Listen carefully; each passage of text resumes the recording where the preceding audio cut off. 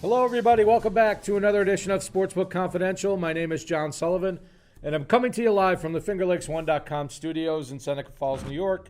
And this little show here is to help you learn and grow as a sports bettor. And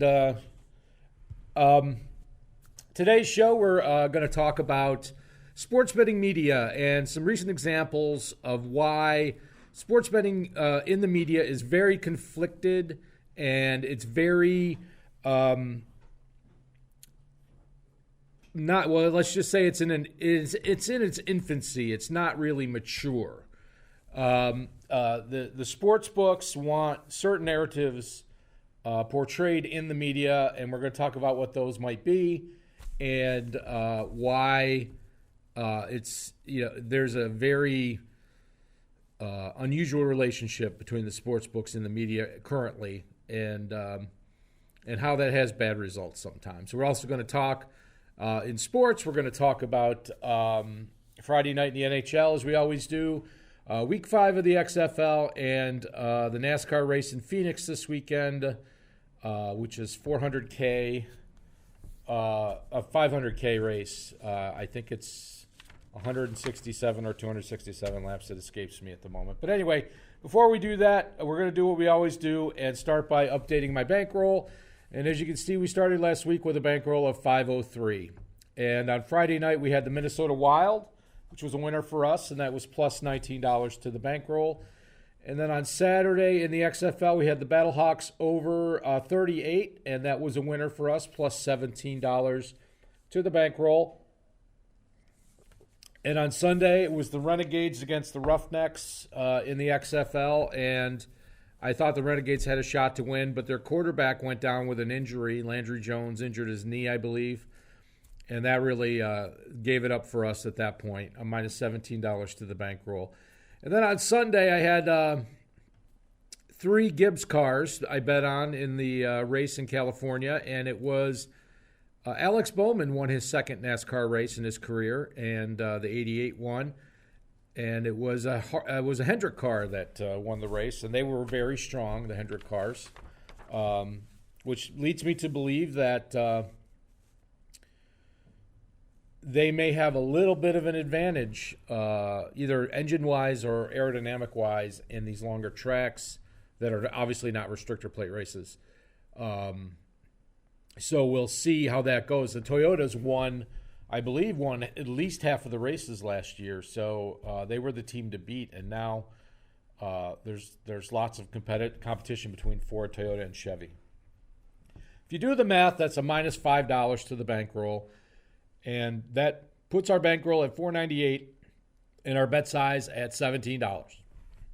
So we divide by 30 for those of you that don't follow the show regularly, because we are selective sports bettors and we try not to place too many wagers. And that's how we calculate the bet size. So let's move on today. Today's topic is sports betting media. And this is something that I used to be heavily involved in Twitter, not as much in sports betting media, but just in sports betting in general, sports betting Twitter. I actually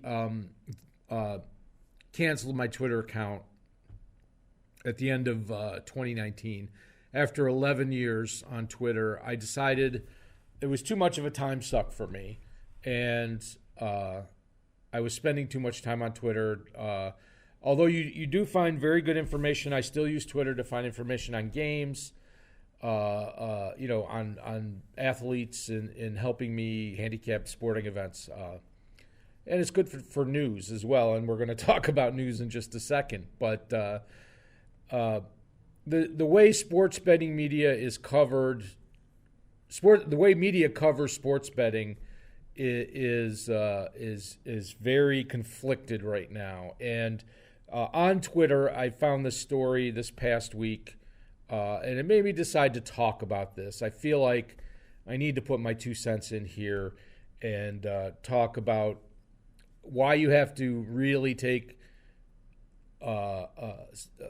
media coverage of sports betting at arm's length with a grain of salt. It's not, they're not always giving you the story that you should be getting. So anyway, let's start with my little basic coverage here. Oftentimes, sports betting coverage is driven by the sports books. So what that means is the sports books reach out to sports betting journalists and give them information, and they can't twist anybody's arm to report that information, but I'm certain that some of these journalists like to establish relationships with the sports books so that they can approach them for information when they want to do a specific story. It's in the sportsbook's interest to promote large wagers and large wins, and that's pretty obvious. The sportsbook's job is to make money, and they want the media to say, oh, this guy won, he had a 15-team parlay for $550,000, and it's so easy, you could do it too. You could turn $10 into six figures. And what they don't tell you is the sports books make their most money off of parlays, also known as accumulator bets, and they have the higher rake, vig, or juice, or whatever you want to call it, on the parlays. They don't really pay out what they you're not getting proper reward for your risk, but people just see that as a lottery ticket. They see it as a way to put in a little bit of money and get a lot of money out. So, from a dollar value perspective, you're not getting any part of that story. And, this is, I guess you could say this is my opinion, but if I had the time to research it, I'm sure I could back it up with a multitude of facts. Many sports media companies value engagement over responsible journalism. And I'm sure that there are some sports betting media people, sports betting journalists, that will push back on that statement. They will say, I report the facts. They will say, at the time, this story, these were all the known facts and I reported them correctly. The big question is, did they do any type of diligence? Do they, do they do any background? I was in an ESPN magazine article on daily fantasy sports back in 2015, and the author of that article, Don Van Natta, is a Pulitzer Prize-winning journalist, and he did background on me. He talked to me several times, and he asked me, for evidence of, any statements that, I made that he couldn't corroborate. So, there's a standard there that is just not really covered, it seems, in sports betting media, because these companies are driven by engagement. They want clicks. They want referrals. And if you want referrals over good journalism, you're actually a marketing company. You're not a media company. So I'm going to talk about a couple of examples. And in sports betting media, these are all in the last, obviously, 2 to 3 years. I would say the last 2 years. Recent examples of featured bettors include people facing assorted federal charges. And obviously, Vegas Dave Wancha, he was on the Showtime series Action. It was a mini documentary, 4 episodes. And he is a tout, and he sells picks, and he is no longer allowed to bet in Vegas. And it's not because he's a winner, as he proclaims. It's because he used other people's social security numbers. I believe he took a deal, and he didn't get any felony charges, but he was facing, I think, 17 felony charges at one point. He was indicted on, fraud, impersonation, and the like. So that, is an obvious example. Most people in the sports betting industry know who this guy is and know that he is just a slick salesman. And But he's been given lots of positive coverage in the media, and he was given lots of positive coverage on Showtime. Obviously, he's a very polarizing person, and he gets lots of views, lots of hate views. But he's also, fooling people with his routine. Rob Gordetsky. About 2 years ago in the USA Today, there was an article about this young man who supposedly had taken Vegas by storm and was a young and up-and-coming gambler from Chicago area, and he was betting millions of dollars, and he had pictures on his Instagram from him, next to Odell Beckham Jr. and other athletes. And he was, he had fancy tracksuits, and he had a baller gambler Instagram style page. And well, it turns out he also got banned from betting in Las Vegas. And so he's tried to start selling picks. And I remember seeing his website. I really wanted to see what this guy knew. And I realized he had a Wix website. And no, nothing against Wix, but if you can't afford to pay for a website, that's a red flag.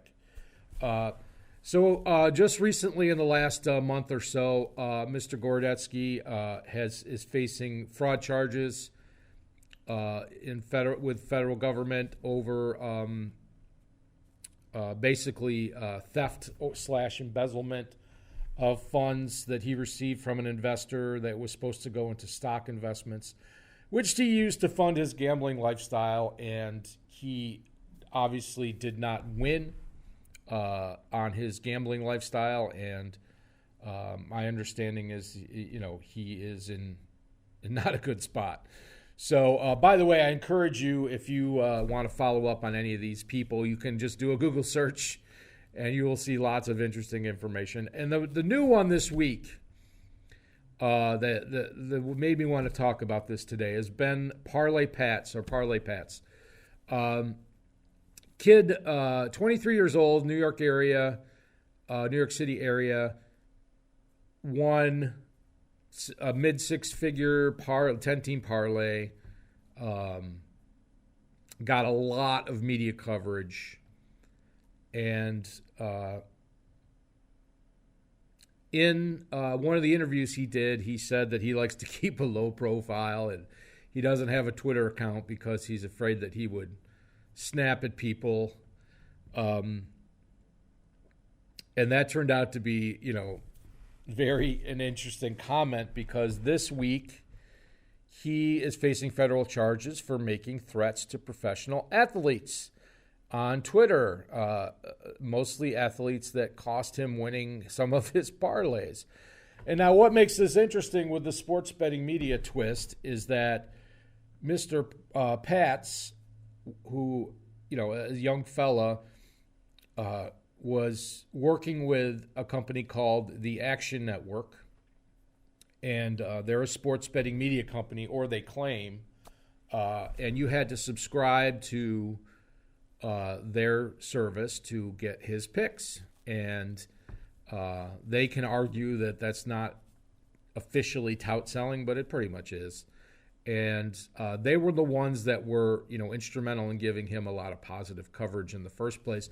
And now they are claiming that they had no idea he was doing this, which they're pleading ignorance, which, may be the case.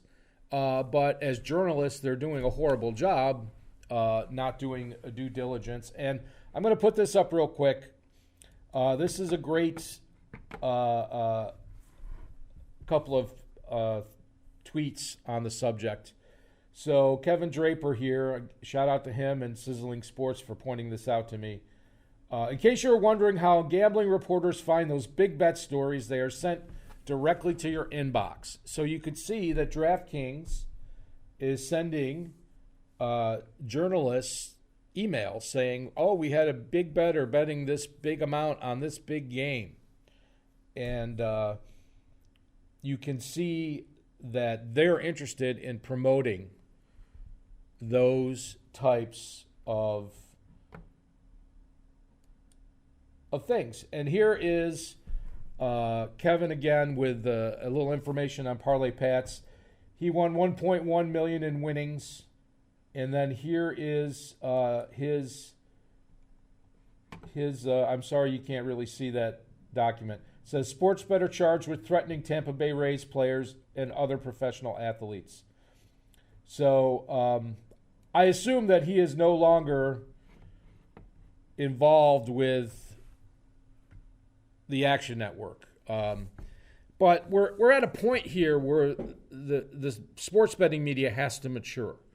They have to be responsible. They have to, all of those people. Vegas Dave comes from a very wealthy family, and he doesn't have to worry about practicing money management because he's rich, or his parents are rich.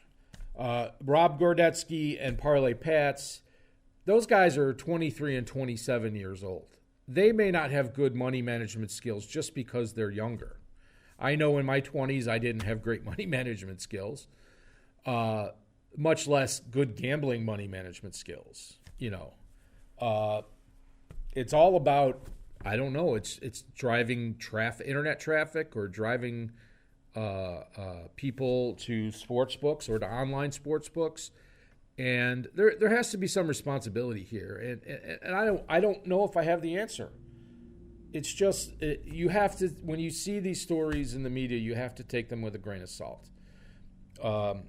There's probably about 25 people on Twitter I know are legit full-time sports bettors that I trust to give me solid, straight information, and I believe that they have years of experience and hard work under their belts, and they're all different. Different. Like I always say, there's different methodologies to win at sports betting, and it is something that less than 10% of people can do on a regular basis. You can have bad years. You can have, obviously you can have bad weeks or bad month. I just had a really bad month with hockey, but it's hard to do. And, it's great when somebody wins big, but what they do after that is just as important. You can't blow somebody up that isn't prepared to handle it correctly. That's all I got to say on the subject. It really frustrates me that all of these journalists, they're like, our job is to get clicks. We obviously don't encourage this man to do this type of behavior, but we just report what the facts are when, you should report both sides of a story. That's just what they teach you in journalism school. All right, on to the week in sports. Let's start with the Friday night NHL. Blues minus 184 at the Devils plus 165. 5.5 is the total. I believe Corey Schneider is going to start tonight, and if he does, I'm all over the Blues. The Devils obviously are not in a playoff spot. Mackenzie Blackwood is a solid goalie, but Corey Schneider, he got sent down. He's sitting on a huge contract, like $5 million a year or something. I don't know how many more years they have him, but he's supposed to play tonight, and if he does, I'm all over St. Louis. Blackhawks at the Red Wings. Blackhawks minus 161. Red Wings 140 plus 142. 6.5. This is a similar situation. If Jimmy's like 2-21 on the year. If Jimmy Howard starts for the Red Wings tonight, they have been playing Bernier a lot. But if Jimmy Howard starts for the Red Wings, all over the Blackhawks. Subban is playing for the Blackhawks. I feel like that was a good trade for them. Vegas basically gave up on Subban or Subban. And they got a decent goalie at a decent price. So, speaking of Vegas, minus 133 at the Winnipeg Jets, plus 121. Since the trade deadline, Golden Knights have played outstanding. Their pickups have all seemed to mesh into their system. And I think they're a real threat to win the West. I like them at this number. Coyotes plus 130 at the Flames minus 144. That's a pretty good number on the Coyotes. However, I don't have enough to push one side or the other here. So I think I would just stay away from that game. Avalanche minus 125 at the Canucks plus 113. The Avalanche have been playing better than the Canucks. The Canucks, I think, are another team that's legit in the West to win the Western Conference if they can just play consistent hockey. But the Avalanche of Francouz, I think his name has been outstanding in goal with Grubauer out, and they still have Rantanen out, but very competitive. And then finally, Maple Leafs minus 162 at the Ducks, plus 146. Supposed to be Jack Campbell versus John Gibson. That would lead me to take the under here, under 6.5. Both of those goalies, Gibson obviously a good goalie, Campbell not horrible. Freddie Anderson is a better goalie, I think, but Campbell being from L.A. and played the Ducks as many times as he has, I feel like he knows what he's up against, and that should be a low-scoring game. So with that, we'll move on to XFL Week 5. There we go. On Saturday, we have the Dragons, Seattle Dragons at the Houston Roughnecks. Houston is the prohibitive favorite to win the XFL right now. They seem to have the whole package. They didn't want to put up a spread on this game until later in the week, so they have it at minus 12.5. I think 14 would have been a good spread to take the Dragons at. I don't know if I touched that spread. 46 seems high. I feel like the Dragons can score points, but I don't think they're going to score 20. So I'm just staying away from that game. Guardians at the Renegades. Now, the Renegades lost their starting quarterback last week against the Roughnecks. So the Guardians have had some weeks real trouble scoring points. But getting 8 here against another team that's going to have trouble scoring points, I feel like that's a good bet. I've struggled with, the Guardians are one of the teams that seems to want to force their system down everybody else's throat. They're not willing to make adjustments. And, remember a few weeks ago that Matt McGloin gave that live interview, and he was very frustrated about that. And but I feel like this is a game where both defenses are pretty good and both offenses are going to struggle. So 8 points is a lot in that scenario. On Sunday, you got the Battlehawks at the Defenders, plus 4.5. Defenders at home, 39 is the total. The Defenders started out so great. I guess they've been figured out because the last 2 weeks they haven't scored double digits in points. They were, they really got slammed, and it could be Cardale Jones. He's a one-trick pony, and once they figured out that one trick, he hasn't been able to make adjustments. I don't know. 39 seems like a number to go over, but I feel like this is kind of a trap game. I'm not liking it so much. And then the Vipers at the Wildcats. Wildcats minus 2.5. 40 is the total. Now, Tampa Bay was having incredible quarterback problems. In the last 2 weeks, they've put up, in the 20s in points, and they've been working a lot with their backs. Running motion, and it's worked out really well. And it'll be interesting. The Wildcats has been a team that has had trouble with giving up points. Obviously, they had a really great game the other week where they either shut out or almost shut out an opponent. But I feel like the Vipers are going to give up 20, and they're probably going to score 20. And I like this over here at 40. I don't really have a side here, but I like the Vipers at over. I like this game over 40. So we'll see if that makes my final cut. And then before we get to my picks, we're going to take a look at the Fan Shield 500 this Sunday in Phoenix. Phoenix is a very interesting raceway. It's kind of in a tri-oval. It's a weird kind of like triangle shape, but I don't know how to describe it. It's a weird oval. And it's 500K race, which is like 167 or 267 laps. It's interesting because it's in a valley and there's high hills all around it, and there's people that go watch the race from the hills and they don't even enter the track. They can watch it for free. But what I usually do when I look at who to pick, I stick to the major teams. It's very unlikely that one of the minor single teams is going to win races. But you've got the Gibbs team, Tony Stewart team, the Hendrick team, and the Penske team. Those 4 teams is basically what I'm looking at. And drivers with 2 or more top 5s in their last 4 races here. And you can see that Kyle Busch is 4 for 4. He's obviously a contender. He's the favorite at plus 400. Denny Hamlin has 3. Harvick has 3. Harvick has a great history at this track. And Blaney, Amarola, Larson, and Truex each have 2.